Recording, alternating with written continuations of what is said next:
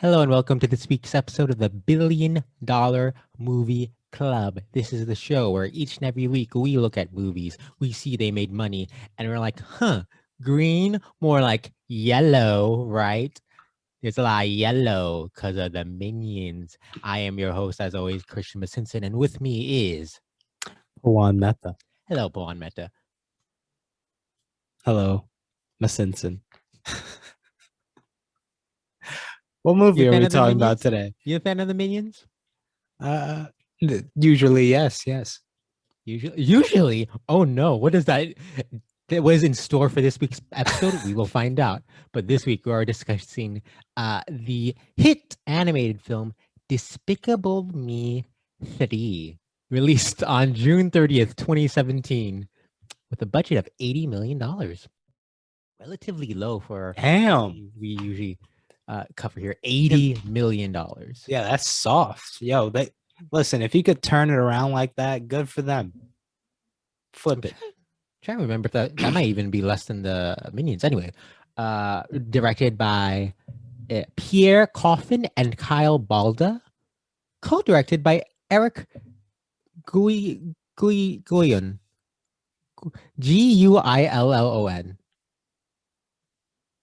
Guillon? That feels right. Sure. I'm never sure what co-directors on animated movies do. I mean, especially they co-direct. Well, there's two directors. Masinson. Come on. There's two directors and one co-director. What does that mean? He came in and it's like, I'm here as a director too. But we're not talking about two. We're not talking director about three. Director two. Anyways, interesting fact: Despicable Me 3 opened in 4,529 theaters, the widest release ever. I believe still, not even at the time, ever. Taking the title from a film that opened in 4,468 theaters. What is it? What is it? You guessed it. Twilight Eclipse. Not even Breaking Dawn Eclipse? Oh. I think they realized that they peaked by the time Breaking Dawn came out. Interesting to note, Despicable Me 3 projected to make 85 to 95 million in its opening weekend, only opened to $72.4 million. It was number one for one weekend until next week's release, Spider-Man Homecoming. Spider-Man came home. This in from The Hollywood Reporter's Greg Kilday on September 8th, 2017. Box office. Despicable Me 3 crosses the $1 billion mark. The film would go on to gross $246 million domestically and $1.034 billion worldwide. At the time, it was the 93rd highest grossing domestic and 24th worldwide. Currently sits at 110 domestic and 39 worldwide. Now, Pawan, I'd like to do a quick little detour. Okay. Because it doesn't sound like Despicable Me 3 was the largest domestic success, does it? One can argue that it was a pretty small success considering how many theaters it opened in. Yes, made solid money. I think it's important to note that this and the previous entry in the podcast, Fate of the Furious, both on the list, however small, relatively small domestic grosses. Right. Oh, I dropped something. Fate of the Furious, not even in the top 10 highest of the year. Despicable Me 3 at number 9. And so films that made more domestically but won't be discussed on this podcast include Thor Ragnarok, It, Spider-Man Homecoming, Guardians of the Galaxy Volume 2, Jumanji Welcome to the Jungle, and Wonder Woman. And even, surprise, surprise, Justice League made more money than Fate of the Furious, and yet will not be discussed on this podcast. So for this year of billion-dollar movies, is there not a single superhero thing aside from possibly Fate of the Furious? Yeah. Interesting thing to note. Unless you want to count Beauty and the Beast. No. Unless you want to count Star Wars. Hmm. They aren't technically superheroes, but they if you were to ask, hey Marty, what did you think of that Oh new wait, we need Star to War? establish who Marty is in this scenario. Oh, Marty is not the titular character from the 50s film Marty, but rather, never heard of that one? Nah. Am I thinking? Am I thinking of Harvey, or are they both movies? Are they both singular name movies? Let me look this up. Pawn, you inform them who this Marty we're speaking to is, right? Are you talking about Martin Scorsese? Yes, Scorsese. Oh, okay. Scorsese. If you're like, hey Marty, Yep, what did you there's a think? movie called Marty, There you go. I knew it. and there's a movie called Harvey. You're And like, hey there, Marty. but sadly, there's no movie called Blarvey that I know of. Oh, is that starring John Hamm's character from Minions? All right, I'm gonna drop this Marty thing. I don't even know where I was going with it. Just how he probably. Uh, wow, my brain. I don't think he'd hate Star I don't know. Wars I don't think because he'd like it hate was it. one of his buddies. I don't think he hated, but I think he'd toss them in the same category as a Marvel movie. Nah, but it was made by one of his. It was originated by one of his buddies. I don't think he hates Marvel movies either. Hmm. It's just a different category of cinema, I'd say. How did we get here? Pawn, what happens in Despicable Me 3? So Gru's back at it again, Oh my trying to god. be a superhero, Oh my doing goodness. the fighting crime thing. And there's this man who's stuck in the 80s because he was a Mm, child actor who was known for being an evil little doofus. wow, the But then he worst. got canceled. And I ain't talking 2021 canceled. I'm talking his TV show got canceled. Are you talking about 2017 canceled, which is the same thing as 2021 canceled? I mean, in a sense, he should have been, but he wasn't. Moving on. And he's trying to steal this big diamond. But then Gru's like, I got the diamond. And then he goes back to his base and oh no, there's a new boss. And the boss is like, Gru, you're a failure. You're fired. And then he has to go tell his three children, Daddy isn't making any money anymore. And neither is mommy because she stood up for daddy. And now child number three is like, I guess I gotta sell all my possessions. And then daddy's like, no, no, no, I'll figure something out. While that's happening, a butler style man shows up. It's like, your long lost brother came out and is like, yo, I need to see you. And then they go visit the long lost brother, and turns out he's loaded. And the way he's loaded is because Gru's dad, that he forgot completely about, was actually a supervillain. And it turns out that Gru's twin brother Drew doesn't know how to do that, so he's relying on Gru. But Gru's like, I don't want to do it. But then they steal two lollipops, and Gru's back in the game. And then he's like, you know what? That punk, he got the diamond again. Let's take the diamond from him. So they do that.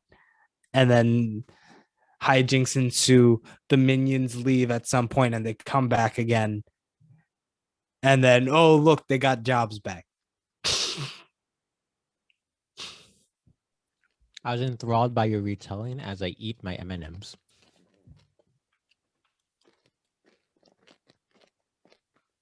This is fine. Fine movie.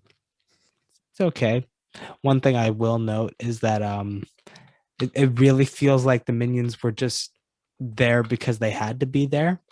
A lot of the elements of this movie felt like they were there because they had to be there. Well, I forget. Did you rewatch any of them before Minions, or do you go straight into Minions in our Minions episode? Catch that I just on. went straight in. I just raw dogged it. So I feel like this one of the problems this franchise has after that first one is that they don't have a clue what to do with the daughters after. Right. And slowly that also added to, is it Lucy is his wife, right? Yeah. And it's, you have all these characters and they want to focus on Gru and they don't know what, they straight up just froze a Russell Brand's character in Carbonite. And like, okay, he's gone for the movie. We're not even going to try to unfreeze him. And so I found this one to be a little messy, especially compared to the previous Despicable Me's. Just in that then they tried to give these detours for the other characters, give them these little arcs, but they they come out of nowhere and are resolved so quickly that I don't think they add much to the movie, Yeah. and just feel like nothing more than little punchlines. But I love the energy of these movies. It's very much this thing where like they feel the need to keep injecting new characters to like keep the series going, and they're just like, oh well, we also have all these people, what are we going to do with them? Yeah. And I think I give this movie props for at least giving them something to do, and it logically making sense. It makes sense that Lucy, who is this like woman who is all about her job, wants to take care of these children but doesn't know how to be a mom, and is figuring it out. It kind of, if my memory serves me correct, it's kind of a very similar note to the first movie of Gru learning to take care of the children. Yeah, but like, so the problem I had with this movie is that it it was trying to do both the heartwarming stuff from like the first movie Mhm. and the wacky hijinks from like Minions, Mhm. but like it didn't really commit to either one as much. No, I agree. I think the emotional moments I found that they hit, but felt so out of nowhere that I couldn't grab onto it. I think It's like you got punched and you're like, ow, but before you could actually register it, it was gone. was I punched by a ghost? Whoa! No, How did just that by happen? someone who could not handle confrontation and didn't stick around past the initial sucker punch. I was punched by myself? Oh no! Whoa! I'm gonna unpack that eventually. But I think this film does what it needs to well. What did it need to do? Just be a fun little delightful romp with these characters that we enjoy. I didn't laugh as much as I'd like to. So here's the realm I see this movie taking place in. Sure. Like, you could be like, all right, you know what? The previous ones were better, so might as well watch those instead of this one. But you have to keep in mind who this movie is made for. It's made for the parents of the children who can't stop watching these movies. So it's like, thank Is God, it? finally something slightly different. Is it? I'm. What do I'm you mean I'm by that? making a joke in Okay, I that, see. I like, see. how their children, they love to watch the same movie over and over and over again, or like they get really attached to certain characters. Hmm. So if you don't have more of material in that universe, they will keep watching that original thing. So this movie was made to satiate the parents. It's like, okay, finally something else that could be added to the pantheon that I could get tired of over time, as opposed to just sticking to the previous one. A little bit of variety. I think I understand what you're saying. Can you say it again, but in Minionese? How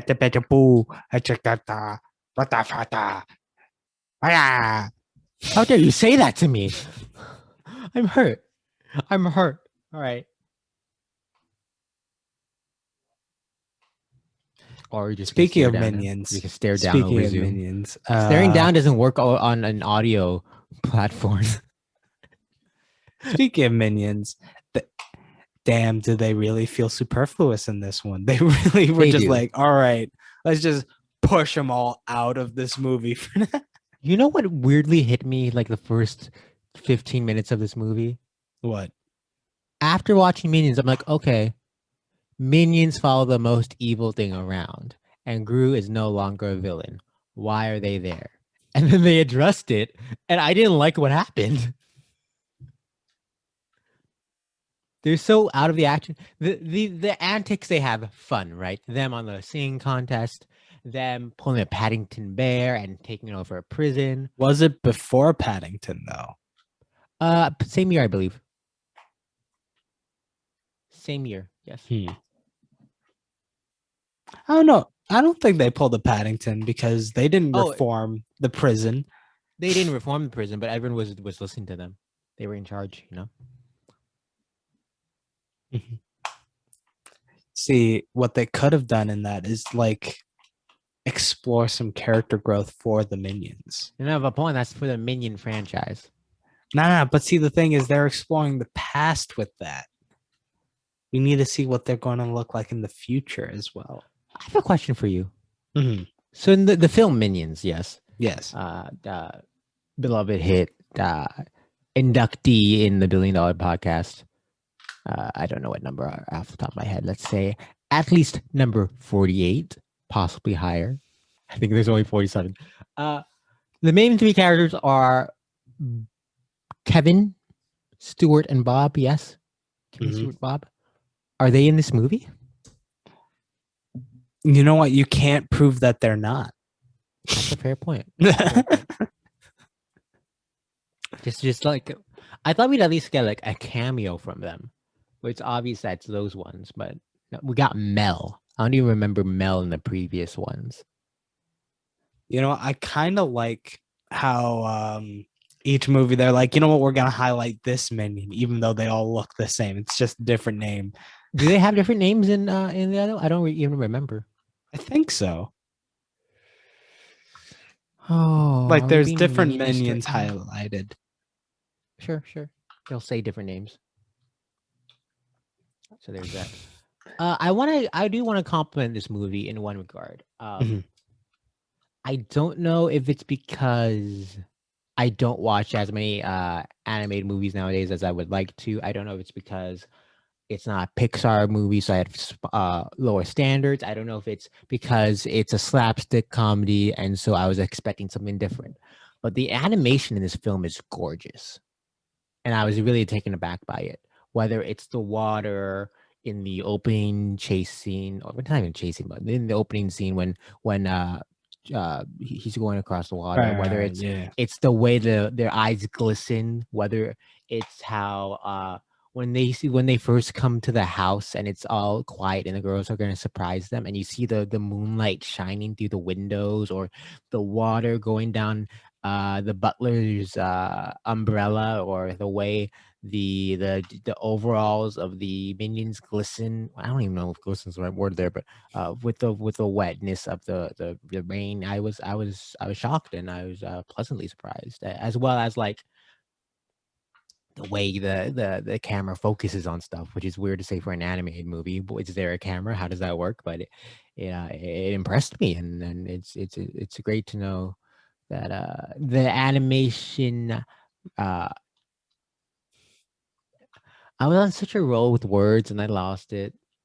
You know, sometimes animation's being pushed. Animation's being pushed by everyone. Sometimes the words unfurl like a nice little roll, just stretches out into infinity. And then sometimes you just reach the end and it's like, but there should have been more. The story's not over. Whoa, the story's not over? Tell me more. Go. One thing I will say is that I still feel weird about the character design, because like it feels like all the women are just so thin. Like that's just like how women exist in this universe. They're just like sticks. That's an issue with animation in general. Have you seen people toss around this image of all the female faces from Disney and Pixar?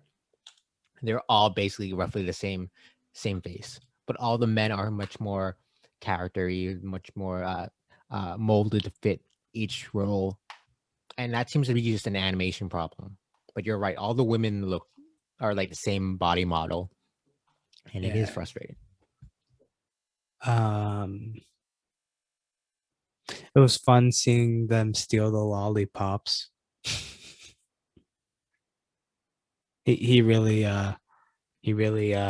broke into that van to steal 2 lollipops. I will say, like, and it's crazy to say this franchise is 11 years old now. All right, this movie in particular is 4 years old now, and there's some stuff that just never gets old. All right. I enjoy the minions singing on the TV show. I enjoy whenever Agnes freaks out over a unicorn and finds a fucking goat. And she's like, the goat is so adorable. Because it is. Mhm. And even just like her interactions with Gru are always some of the highlights of this film, where we get this softer side Well, to there's Gru. only like two of them in this movie, aren't there? That's enough, though. She's not the focus of the film, but it's nice to get those reminders and just Gru as a parent is such a lovely reprieve from the silly wackiness of this franchise. That is always nice to see. But like, first off, shouts to Agnes, who originally was played by Elsie Fisher. Elsie Fisher, do you know who Elsie Fisher is? No. She's the lead in Eighth Grade, the Bo Burnham movie. So she did Agnes in the first two movies. In this one, she's voiced by someone named Nev Sharel, who does not have a Wikipedia page. So as far as I know, it's a robot. But Nev Sharel does solid work. Dana Gayer seems to be Edith, the middle child, who really gets nothing to do. Again, fun presence, but she even in two and she didn't have much to do. Miranda Cosgrove plays the eldest one, Margot. Let's talk about the cheese of it all. Why was that in this movie? Because, you know, they're in a foreign country. You have to show some weird customs, right? Yeah. I feel like Despicable Me 2 also got into this territory a bit. When like, is it celebrating this culture or is it laughing at it? It's not even a real culture. I don't even know what this one was. That's the thing. I don't know what this. I think it's two a was fake like, country. I think 2 was like Mexico. Like the villain was Mexican. Yeah. But I don't know what this one was supposed to be. Yeah, this was a fake country. I know parts of it reminded me of the Italy that I saw in Call Me by Your Name. I mean, yes, it was styled after those things, but it was a fake country name. I'm sorry. Are you telling me that there's no country where you have a race where you go down a giant cheese grater on giant blocks of cheese? Now because it's bugging me, I'm gonna figure out what country they were in. Let me see. I'm on the Wikipedia page. Freedonia. Oh, they said the name? I don't even know they said they did. Yeah, I don't think there's an actual country on planet Earth as it exists in this human plane without minions. That's called Freedonia. Now, Pawan, don't give away ideas, because when this podcast blows up, we got that bank. We're gonna steal the moon. Then we're gonna do whatever they do in Despicable Me 2. I don't remember. Well, they were stopping a dude at a mall, right? That's what happened. Yeah, he was like a luchador villain, I believe. And then we're gonna establish a country called Freedonia. And then we're gonna steal a big diamond from someone who wanted big diamond. I was not the biggest fan of the villain in this one. It very much felt like an excuse to whip out all those songs at times. Yeah. I mean, listen, I understand animated kids movie gotta throw out the pop songs. Do you? What are the animated movies we've discussed on this podcast so far? Well, I mean, Disney Pixar don't throw out the pop songs because they make it themselves. But like most animated movies outside of that, they just mind the pop songs. Pharrell made Happy for Despicable Me 2, and I believe he did music for this one as well. Yeah, but there's still like songs being like even for I know what you're talking about. I know what you're talking about. I think there's Can't Stop the Feeling, which is totally a what? That was written for Trolls. Yeah. But like it still fits in that mold where because it is made to just be a pop song first, rather as opposed to a song for that movie specifically.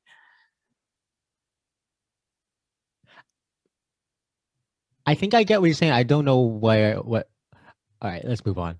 I'm lost. But I do agree. There's an over reliance on music. It bothered me. There are like 8 different moments where they play a song that has lyrics, and I can't pay attention to either the song or the dialogue on screen. And the song is on for like 5 seconds, so I don't even know what it added to the scene. Yeah. Like when they did Take on Me for like Oh, not 7 even seconds. no, not even that. I mean, like there'd be like Guru and Drew were driving on like a mountain range or something before they go into the water.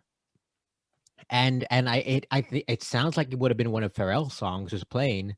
And I hear these lyrics, I'm like, okay, do I pay attention to the words or the talk? I can't do both. I can't do both. You know what it is? You know what I think it is? It's because Pharrell didn't make another like huge song for this movie. That's why it made $1 billion. There's a correlation there. What? Also, I'm gonna double check that it is Pharrell who did music for this. Yeah, he released the song "Yellow Light" for the soundtrack. But it wasn't a big hit. It wasn't. All right, Pawan, imagine this. All right, I'm gonna do 2 things, and you tell me which one you prefer. All right? All right. Because I'm happy. That's one. Mm-hmm. All right, and this is number 2. Ready? Because I'm yellow light. Which one works better? I mean, I'd prefer to be Yellow Light personally. Wow. Wow. Wow. Which one scientifically is better? We gotta go flip a coin and then put some numbers in a generator and figure it out. But no, yeah, it is odd that this movie made money and the song Again, did it's nothing. one of those things where it's based off of inertia, it feels like. Because like this was released what, 1 or 2 years after Minions? 2 years after Minions. And like that was huge. Despicable Me 2 also is huge. I believe it's the highest grossing film to not make $1 billion. Like, it was gigantic. And so I do think Minions is a peak, or this is us coming off that peak. And so I do wonder how Minions 2 will do. And it actually shocks me there's no announced Despicable Me 4 right now, to my understanding. Oh no, I'm sorry. On the page, it said sequel. Illumination CEO revealed in an interview in September 2017 that a 4th Despicable Me film is in development. I mean, Miss Simpson, they've been hyping up Minions 2 for like 4 years now. They got to worry about that first. They do. So I don't know. This is this. I think it's undisputed that this was the largest animated franchise of the last decade, right? I think Disney ruled the 90s, Shrek for the 2000s, and the 2010s is Despicable Me. So just Illumination. So 90s had Disney, 2000s had DreamWorks, 2010s had Illumination, is what you're saying. Yes, Yo, my favorite's like Sing. I don't like Sing. I don't know how serious you are. I don't like my Sing. favorite, The Secret Life of Pets 2. 2, not 1. Because 1, obviously, we can't like anymore, but 2. What other ones did they do? Oh, yeah, do you remember? They had that Grinch. Did you remember? I was so annoyed in this movie when Margot randomly has a Grinch shirt. You know what what gave me a chuckle? What? During that opening scene where they just straight up murked Marlin. The clownfish. That's funny. That feels exactly like a DreamWorks move. Yeah. Except DreamWorks would have been a lot more blatant about it. Yeah. Like there would have been a good 30 seconds just setting them up as supposed to be Schneemo and Barlin. And instead of Albert Brooks, he's played by Mel Brooks. Now that we're on this topic, it's really weird DreamWorks doesn't have a film on this podcast.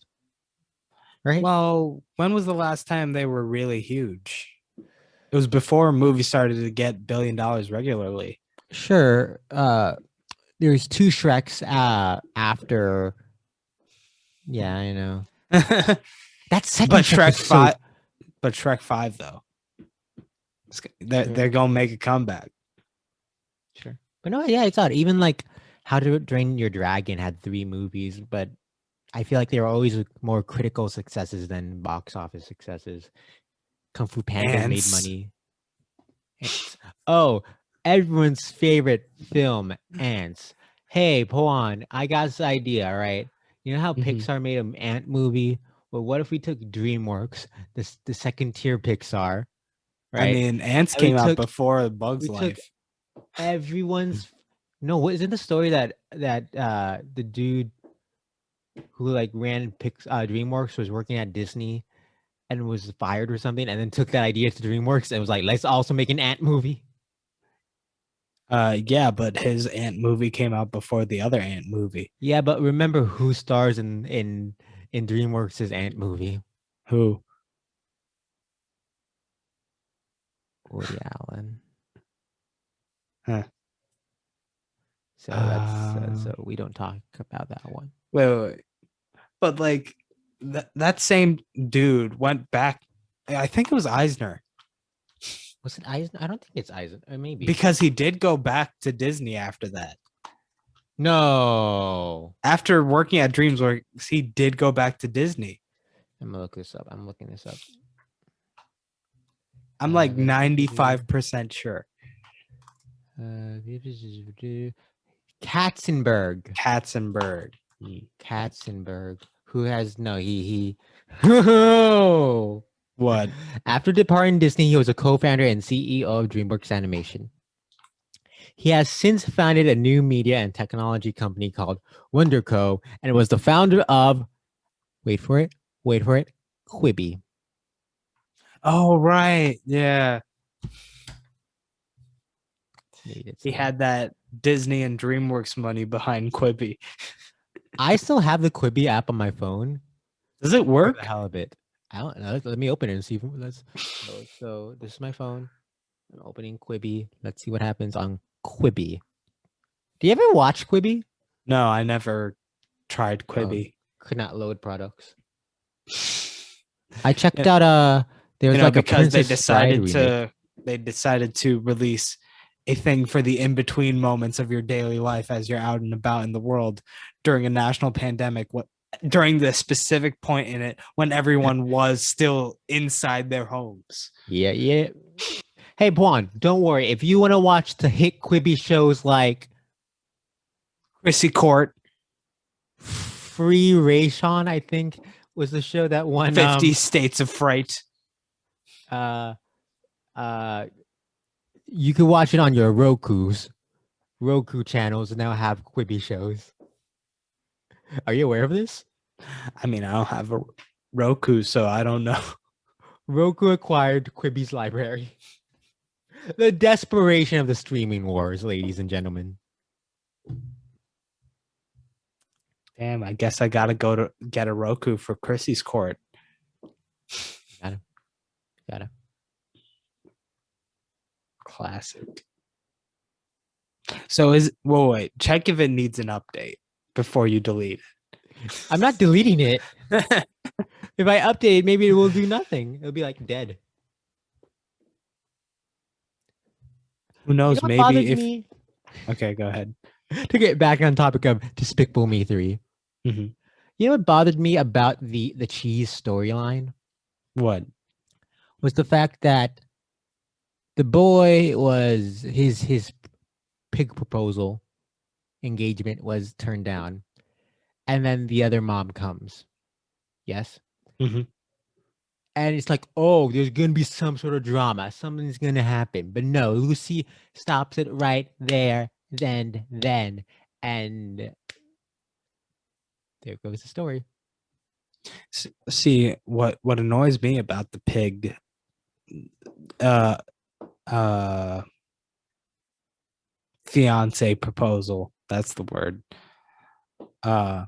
is that he's going to this house where he knows they're the #1 pig farmers in the country. They don't need pigs. It's tradition, okay? This film's all about tradition. The pigs, the fact that Drew's evil. Yeah, but like, nah, he need that's you know what? That's why she didn't accept the proposal. He didn't think outside the box. He should have realized Mm, they already have all these pigs. Maybe they need something else. I will say I did enjoy the pigs very much. And I don't think we really dug into the some of the main people. We talked about Lucy Wilde. Kristen Wiig is delightful. She does what she does with the role. Trey Parker as Balthazar Bratt. Trey Parker sounds like he's doing a voice from South Park. um, I don't know. I feel like that character is so in him, so narcissistic and in himself that he didn't really play a larger role to the movie other than to move the plot along. So I feel like a character like that could be done well and fun. For example, Uncharted 4 has a very similar character for its villain. But what does it do differently that it works? What it does differently is that he is very much a part of the plot the entire time, as opposed to just in the background and separated for half the movie. I think Again, that's a lot of this movie is just like these disparate pieces that are just existing. there's a world where this movie is turned into just vignettes, a bunch of Yeah. shorts for like the future Elimination movies. Because I totally thought we were gonna have a Drew is the villain. The ending when Lucy is like, all right, Gru, go pack the bags, I'll take the girls for the plane, and then it's a reveal that it's not actually Lucy. I totally thought that was gonna be Drew, but instead it was Balthazar. I'm like, this isn't exciting. This doesn't do anything dramatic, especially when we just came from that confrontation between the two brothers. Yeah, where's the Shakespearean tragedy of it all? All right. We know this isn't a comedy because there's no wedding that's happening. They shot that down immediately. Oh, what was it with the first two Despicable Me's end with a great celebration, party, and song? There is no song at the end of this one. Well, because Balthasar used them all. They were out of order. They had no more. As we remember, 80 million, not a lot of money, as it turns out. Can only afford 9 songs, and he couldn't get a 10th one to end. Listen, he used at least like 15. He used a lot of songs. And you know what? He used physical, he used bad, he used was it Take on Me, right? Yeah.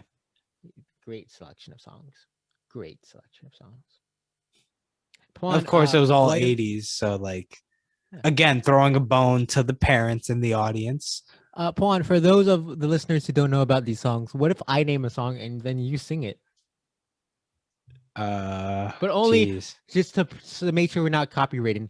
You have 3 seconds for each song. Okay. All right. I'm gonna toss you a song off the soundtrack, and I want you to sing 3 seconds of that song. All right. Let's see if I could get it. Bad by Michael Jackson. You know, bad. Take on Me by Aha. Take on.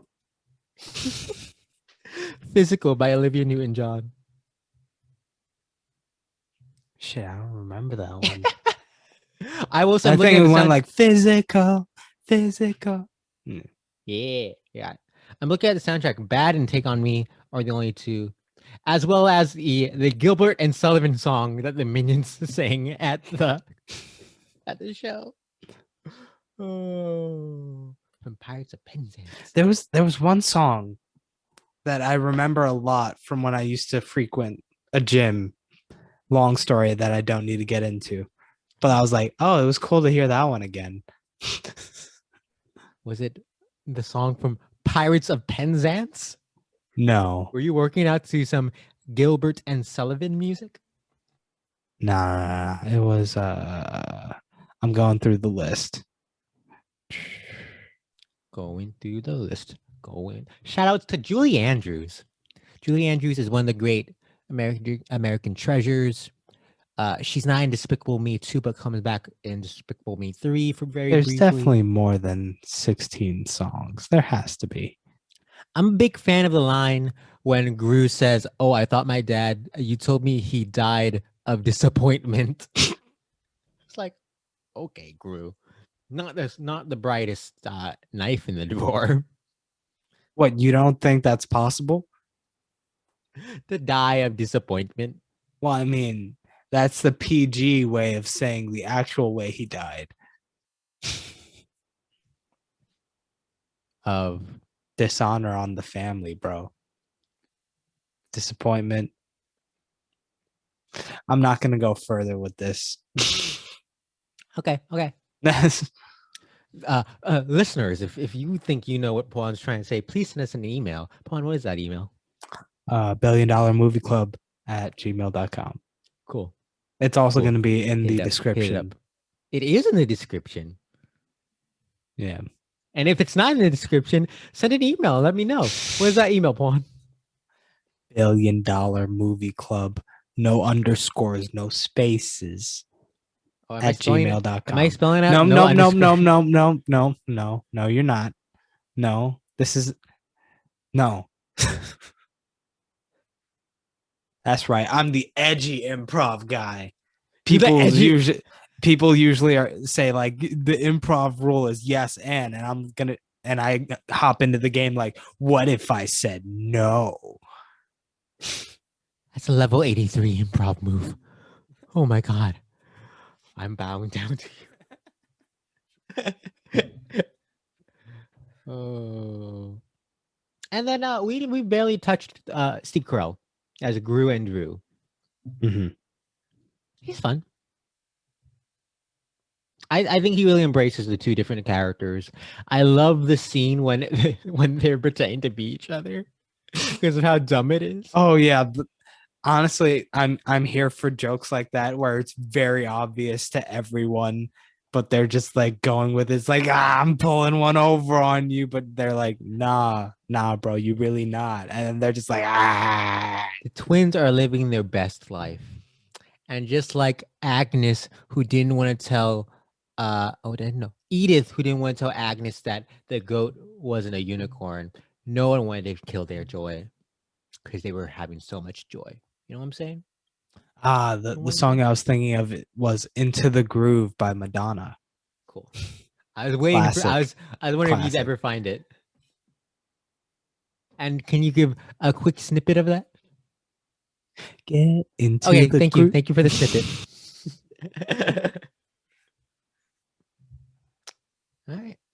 Do you have anything else you want to say about this movie? You know what? I gotta hop back on the Minions. All right. Because there is one element. There are a couple of elements that I gotta return to. One being the Minion anatomy. We learned something very vital in this movie. Go on. So when they're trying to charge, the minion's eyeball turns into a light bulb.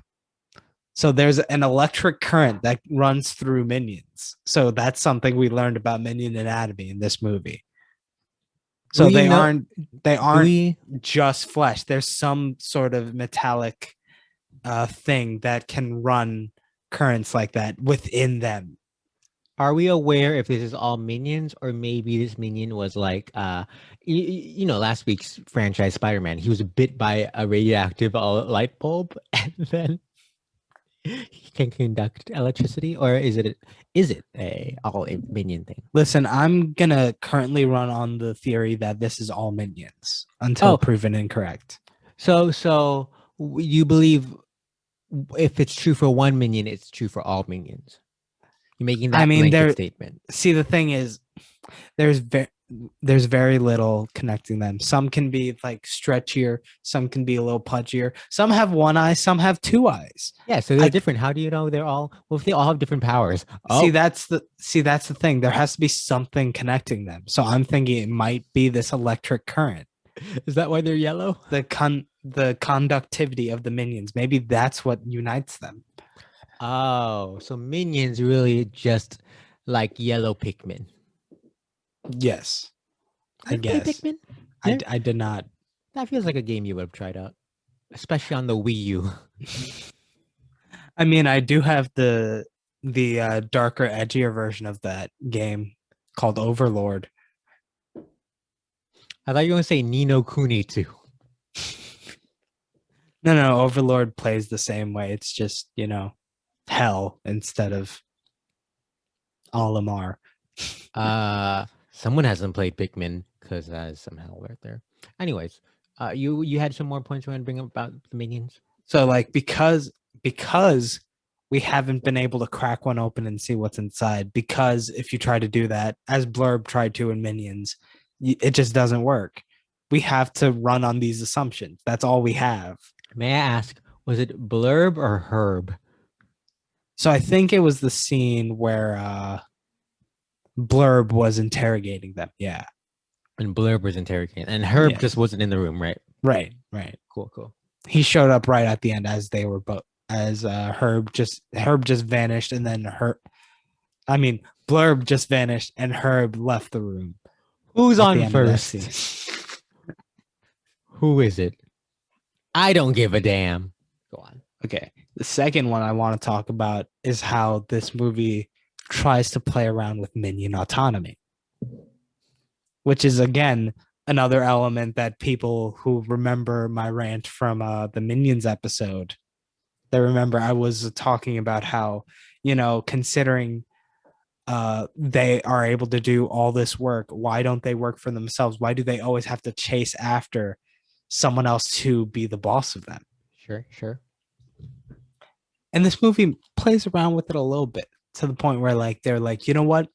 I decide I don't need this anymore. It's not that they killed Gru this time. They decided I don't need you. So they were moving towards becoming their own autonomous beings. They're evolving. But then in the middle there, they're like, no, I need this oldish man who now has 3 kids. How old do we think Gru is? I'm going to say late 30s, early 40s. Like there's, I think he's either a spry 72-year-old or just a disastrous 28-year-old. So then how old is Penny? Who's Penny? Shit, I forgot her name. What's Lucy, figment of Gru's imagination. When you look like that, you think you're gonna find someone? Wow. I said it. Wow. Fun fact, this entire film franchise takes place in Gru's You know head. what? Miss Simpson is canceled for thinking people like Gru who look like Gru can't get people who look like Lucy. You're canceled. But like a 2021 canceled or a 2017 canceled or like a 1980s canceled. You're a hashtag canceled. Oh, I could go for a hashtag right now for McDonald's. Some more on your minions. So the right. I had a point that I didn't actually. Their autonomy. Right. But then halfway through, they're like, no, I need this man, even though we were villains and we could have gone that route and find our own autonomy. They're like, no, we evolved in a different sense. We evolved to be more needy of this one individual and of what they want from us. So if anything, that is kind of a backslide more so, because now they have less of an identity because they are tying it even more to this one person. It's not good. I will say I appreciate this movie never actually has Gru think he's going to go back to being a villain. I do. One thing I will say I liked about it is how it played around with, even though his brother was trying to bring him into villainy, and it was very much him trying to bring him to being bad, it's still showing Gru as the asshole for duping him. Oh yes. So morality, it's not black and white, kids. No. And I appreciate I don't know if it ever happens in the first one. It probably does, but this movie never. The franchise never goes back to the trope of the adopted kids being like, "Oh, you're not my real parent," because I feel like that's what Hollywood always does with adopted children. Uh, and so it was nice. It's nice that they don't do that with the girls in this one. I wanted to bring that up. Do we have anything else to say? I don't think I have anything. I mean, much else to.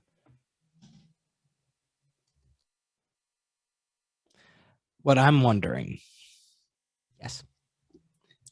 is when the one minion that gets a name in this one, Mel. when Mel calls Gru, was it with a cell phone, or was it his internal body system? Hold on. Now you're tossing around all these theories about how minions work. Well, so we know we- that they have they can run electric currents within themselves and charge Yes. a light bulb. What other Sure. thing has needs electric charge and has flashlight features? So in theory, it would maybe be the battery for. Do not blind the audience with that. How dare you? In theory, maybe it charges a phone, but it's not like there's a phone inside of it. No. But no. They needed the charge from the cables being hit into the system, so they need the charge, and then they get the flashlight. So are they also a phone? I'm not comfortable with all this conjecture about the minions and their bodily abilities. I'm not asking about their abilities. I'm asking about what makes a minion a minion. Is it just the yellow? Is it just the size? Yellow? It's like, okay, so there's These this are old future spoilers for Minions 2. there's this philosophical question of what makes a man. Didn't the first Minions have like an explanation of how the Minions became a thing? They started out as like amoeba and then they evolved. I mean, that's how humans also came to be. But like, what distinguishes minions from humans in that case? There's the philosophical question that Socrates asked: what makes a man? And you know what Plato responded? A featherless biped. And we know that that's a stupid answer, because if you just pluck all the hair off a chicken, that's also a featherless biped. Let's just ignore, monkeys, apes. No, take a chicken, pluck off the feathers. Yeah. Pluck them off. Well, you also have to keep in mind where it was. Maybe they didn't have monkeys in ancient Greece. Maybe that wasn't the climate for them. Why didn't you think of that, Miss Simpson? What these were the smartest minds of the world at the time. Shouldn't they know better? They were 20 years old. What about a pig standing on 2 feet? Like you train to stand on 2 feet. Again, like definitions are hard like that. Animal Farm, a la George Orwell's Animal Farm. Again, definitions like that are hard to just prescribe. What about the cast, including James Corden, Rebel Wilson, Idris Elba? What are you talking about? The cast of Cats. Okay. You just said the cast. Yeah, the cast of, and then I named people in the cast, and then I gave the answer, Cats. Part of me thinks that you probably wouldn't have even said the name of the thing if I didn't ask. Is Magical Mr. Mistopheles, is that his name? Is he a man? Oh, 3 seconds, Juan. 3 seconds only. Magical Mr. Mistopheles. Yeah, there we go. Yeah. Is he a man? I mean, did they answer that in the song? I don't. So remember. The thing is, the one that's definitely a man is McCavity. Whenever he takes off his jacket or like puts a jacket on, he's definitely a man when that happens. What about is it Rebel Wilson who unzips her fur? No, that's just an abomination. That's just Okay. an abomination. Oh, can a man not be an abomination? Can the human not be an abomination? Yes, but all squares are rectangles. Not all rectangles are squares. Who's on first? Well, I think that about wraps up our discussion on Despicable Me 3.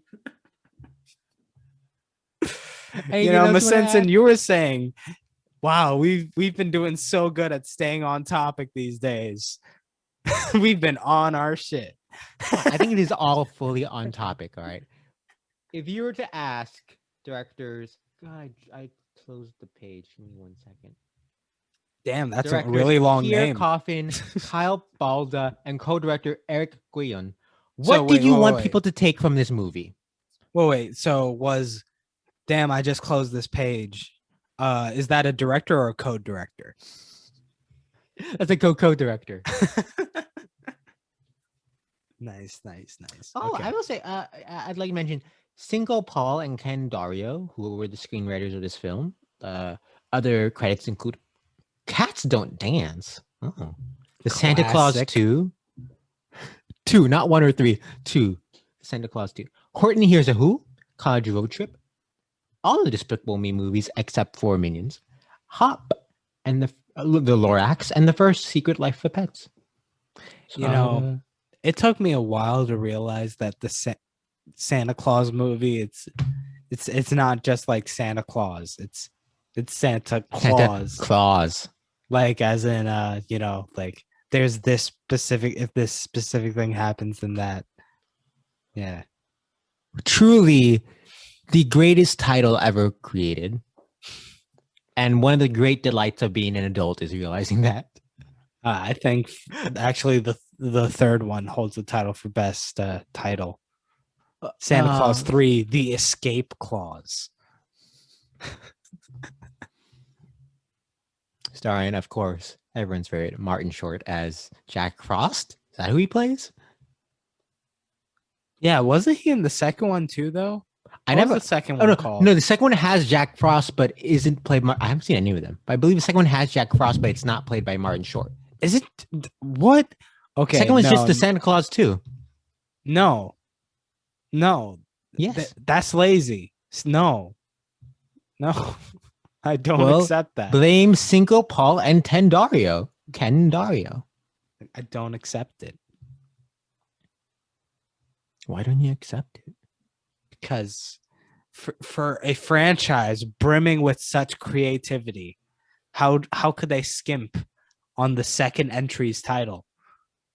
This is such a fascinating paragraph on this page of Wikipedia. All right. Mm-hmm. So Cinco Paul and Ken Dario share a Wikipedia page, which, as partners, creative partners, that happens sometimes, right? Mm-hmm. The paragraph begins. Although Paul and Dario are screenwriting partners, they prefer to work independently.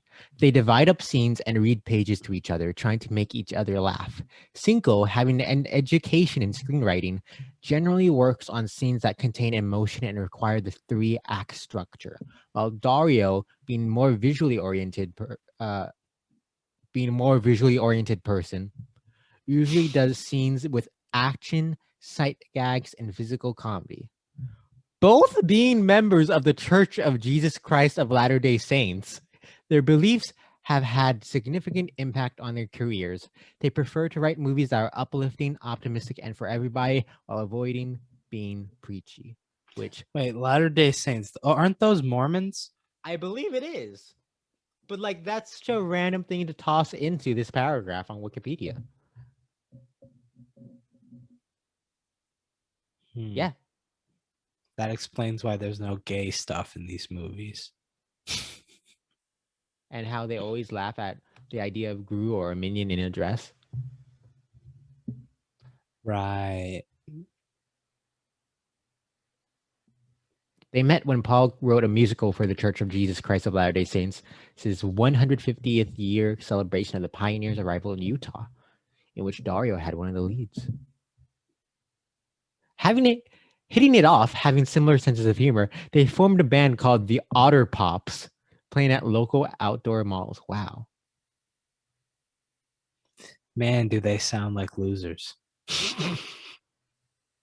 They're fascinating. They're fascinating. All right, cool. Let's move on to the next segment because they made the otter pops, but they did not create perfection. For that is impossible to achieve. Can a film be perfect? What do you say, Pawan? Nah, but they could get closer. They can get closer. Right? If they take our advice. I'm not talking about the TNT Kira Sedgwick show, The Closer. I'm not talking about the play adapted into a film by Mike Nichols, starring Julia Roberts, Clive Owen, Jude Law, and Natalie Portman. Closer. Like closer or closer? It's the same word, just spelled. It's just pronounced differently. Is it not? CLOSER? I guess, yeah. Pawan, I'm going to take the lead this time. Yeah, go for it. Let's see. So, first off, is it Benjamin Bratt? Is the villain, right? Yeah. He's like, okay, in the 80s, I was this big hit. And then everyone said no. And I started to believe in the show being real, right? So obviously, what you got to do, boom. Cold opening is just him recreating the film Bolt. Have I seen the film Bolt? No. But he's gonna recreate it all, including a new original song by John Travolta and Miley Cyrus, because this film could use more songs. So that's the cold opening, and then at the end of Bolt, it turns into him water skiing or whatever to the boat to steal the diamond, and we go into the Despicable Me movie. Yes. Then, as I mentioned, I had a problem with this film not having an ending song. Yes. Mm-hmm. What song can we do? Did you ask that question, Pawan? I'm asking that question. You know, wait 1 second. What ending song could this film have?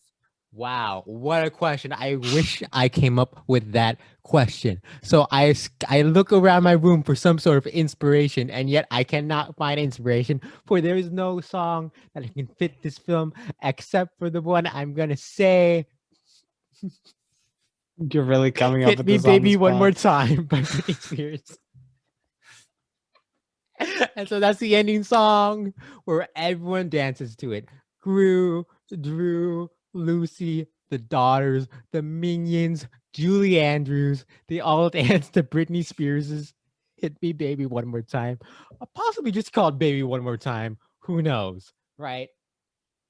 Then, there typically is a delightful minion post-credit, mid-credit scene in these movies. And for some reason, this one also does not have that. And so I think you have the minions, obviously Mel, right, out with Kevin, Bob, and Stewart, right? And they're playing with this door. I don't know why there's a door there, but there's a door. Is it similar to the Monster Inc. doors? Perhaps. So you're playing with the doors. Out of nowhere, a light bulb falls in the air, crashes on the ground, and you see a zap. But the zap hits Kevin. And then Kevin is like, oh my God, I'm falling from the electricity. And Kevin leans on the door, thus powering the door. Door opens. Who is it? Vin Diesel and John Cena. And like, all right, we're two brothers, long lost brothers who were reunited. Damn it, I was going to bring that up too. I heard there's another two long lost brothers we got to meet. Let's meet this family. End of mid-credit scene. Boom. Were you also going to do a Fast and Furious reference? I mean, I was possibly going to do it, but I think this other one that I have is way better at this point now. All right. I'm excited, but that's all I got. All right. Those were solid. Some Britney Spears and some Fast and Furious. Okay. I'm going to hit you with this one real quick. Oh my God. So this movie's called Despicable Me 3, right? But there's only two brothers. Wow. So we got Gru and Drew. Uh-huh. What if we got a third act twist? Turns out there's another brother, Vru, who shows up. Like they defeated the what's his name, and then like out of nowhere, Vru just shows up, takes the diamond, and just hightails it out of there. Now, may I toss in just a suggestion? You can take it or not. Rather than Rue, what if the third brother? You know how? Is it Final Fantasy Spirits Within, the animated movie? Yeah, Do you remember when they're saying like we'll take the models of these characters and then play other characters in other movies? I don't. So basically, like imagine if after Toy Story, Pixar used the Woody model for other characters in other movies. Sure. So what if in this one they take the Blurb model, and Blurb is the third brother who plays Blue? No, or do you know what? You go with Vru. Let's hear more about Vru. Let's go with Vru. So he wears a gray suit because he has the best of both Gru and Drew combined into one. Wait, Gru and Drew or Gru and Drew? Is that Gru's last name, Gru Andrew? So he takes the best of both things. And then Drew is like, you know what, Gru? I don't need you anymore. Wow. And then he heads towards Vru. he's trying to chase after Vru, but Vru's like, I don't need you, you kid. You don't know what you're playing with. And then like they're all isolated. So like that's how this movie ends on a downer note. And you know what? We have to have a song for the ending, right? But we have to match this dour tone. Because like, you know what? While Gru may not have fallen into being evil again, the family business is still alive and well, and it's causing backslides for everyone involved. So the song I would pick is Britney Spears' "Oops, I Did It Again." Of course. Because also, Vru did end up playing with Drew's heart. Wow. Got lost in the game. Really did. And then now question. And the minions, they're like, you know what? We are all about evil, and they follow Vru. So Vru is singing the song, right? Yeah, it starts with Vru singing it, but then of course, as it does, like it cuts to the credits, and then the minions come on and do the song. Does it begin with Vru? Because you know how they have the suits and they have the powers where they spin the wheel. Does he spin the wheel and turn the suit red, and then start singing the song? Why red? The music video for "Oops, I Did It Again." Nah. Because he himself is not Britney Spears. He acknowledges that. He's like, you know what? I can't be that diabolic. Now, one final question. Vru. Is Vru also played by Steve Carell? Yes. Okay. So then, like, and what type of accent does Vru have? Vru is what accent did Drew have? I don't know. I thought maybe Swedish. Okay. Let's give Vru. Oh wait, what accent would you say Gru has? Russian? Ukrainian, maybe? Let's give Vru the evilest accent possible. British. Ah. Yes. Cool. And you know what? What? He's also going to be extremely skinny. Wow. He's going to look like a Gru version of Lucy.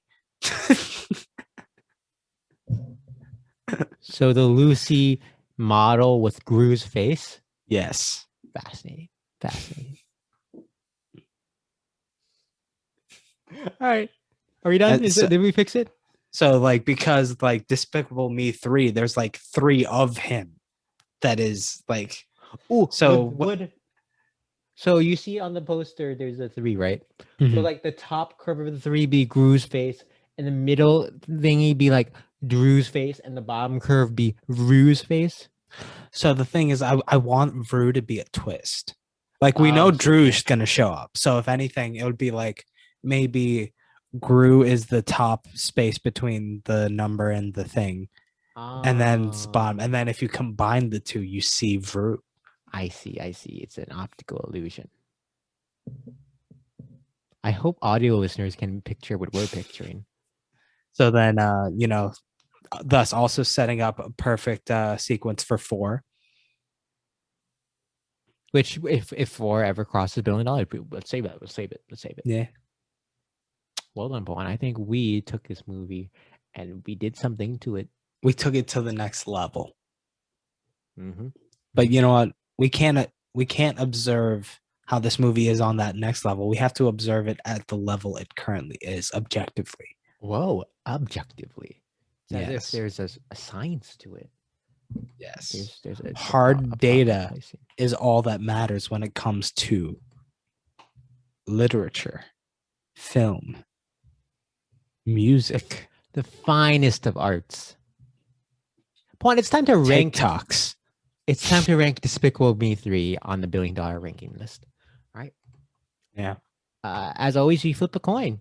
Pawan? Mm-hmm. Heads. Pawan says heads. I say tails. It lands on tails. Wow. Ooh. All right. What was the last movie we ranked? Would have been Spider-Man 3. Are we doing this? Okay, cool. Oh, wait. No. We usually do it for the one before that. So it was Fate of the Furious. We're doing Fate of the Furious? All right. Miss Simpson. Was this movie better or worse than Fate? We really put Fate at. I mean, science really put Fate at number 6. Yeah, I think it's worse than Fate. Okay. Is this movie worse than Zootopias? I'm gonna say lesser. I don't want to say worse. I'm gonna say lesser. Is this movie a better or a worse than Star Wars Tafa? Tafa. I'm saying worse. Okay. Is this movie better or worse than Dr. Seuss's How the Grinch Stole Christmas? Worse. I don't know why that's the one you went to, but hey, worse. I like when you ask because it's like, oh, it's a clump. Which one are they going to ask about? Is this movie better or worse than Jurassic Park? Oh, worse. Is this movie better or worse than The Dark Knight Rises? Huh.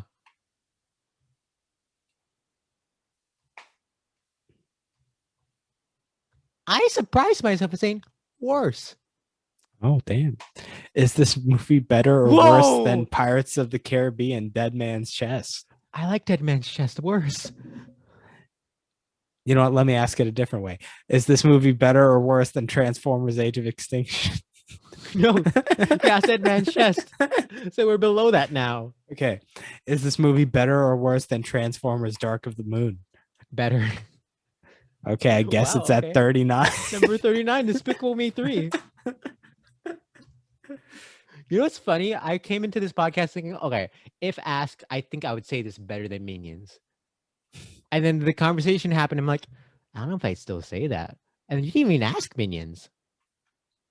I mean, you said it was worse than Dark Knight Rises, which I was surprised by. I would have said it was better than The Hobbit. Wow. Who would have thought? Okay, wow. Let's recap the list. There's only 3 spots left under Star Wars. What? Nothing. 47, Pirates of the Caribbean on Stranger Tides. 46, Alice in Wonderland. 45, Toy Story 3. 44, Avatar. 41, Transformers Dark of the Moon. 40, Avengers Age of Ultron. 39, Despicable Me 3. 38, Transformers Age of Extinction. 37, Pirates of the Caribbean, Dead Man's Chest. 35, Captain America Civil War. 34, Star Wars Episode 1, The Phantom Menace. 33, Dark Knight Rises. 32, The Dark Knight. 31, Marvel's The Avengers. 30, Mini-Ons. 28, The Hobbit, An Unexpected Journey. 27, Harry Potter and the Deathly Hallows Part 2. 26, Jurassic Park. 25, Iron Man 3. 24, Frozen. 22, Jurassic World. Tied at number 21, Finding Dory, Dr. Seuss's How the Grinch Stole Christmas, Jordan Peele's Us, and Sam Raimi's Spider-Man 3. Wait, so whose was Finding Dory? Who's Andrew Stanton's okay, Andrew Stanton's Finding Dory, Dr. Seuss's How the Grinch Stole Christmas, Jordan Peele's Us, and Andrew Stanton's Finding Dory, Jordan Peele's Us, Sam Raimi's Spider-Man 3, and Ron Howard's Dr. Seuss's How the Grinch Stole Christmas, all tied at number 21. All right, 2020, Beauty and the Beast. 19, parentheses, Titanic. 2017, close parentheses. Thank you. 19, Titanic. 13, Star Wars The Force Awakens. 11, Zootopia. 7, Rogue One, A Star Wars Store. 6, Fate of the Furious. 3, Lord of the Rings, Return of the King. 2, Furious 7. 1, Skyfall. I did not expect the list to fall that way. I mean, that's how the skies fall. How they crumble, really. So thank you for joining us this week for this episode of the $1 Billion Movie Club. Join us next week where we discuss a film that weirdly no one cared about. There was no discussion on Star Wars The Last Jedi.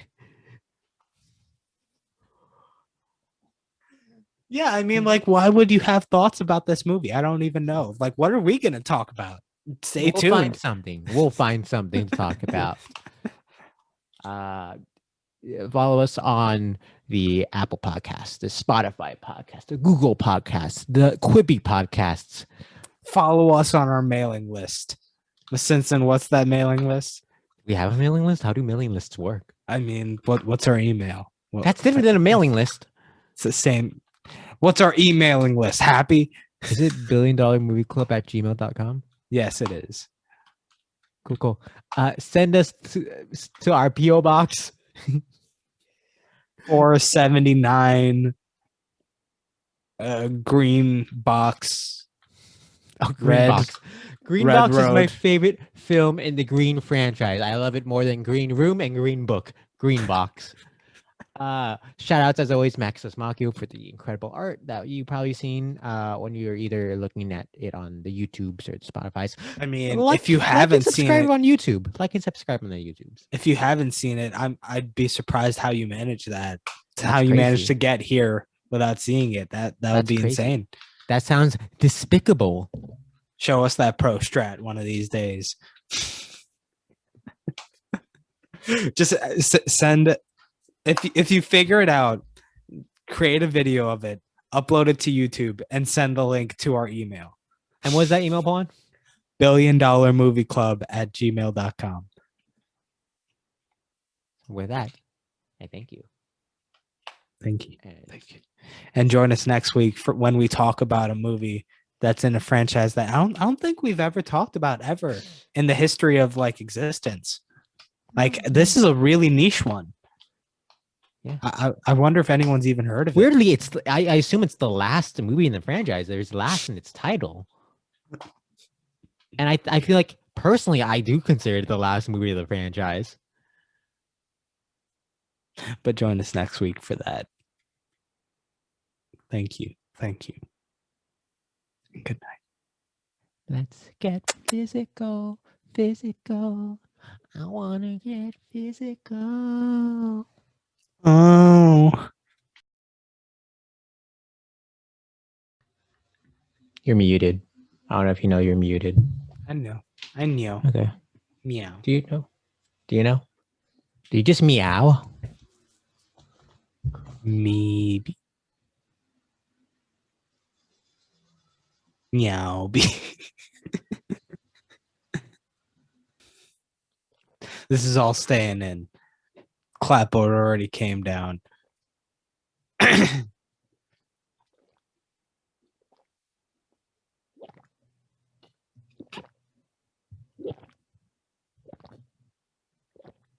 Are you gonna finish the bottle?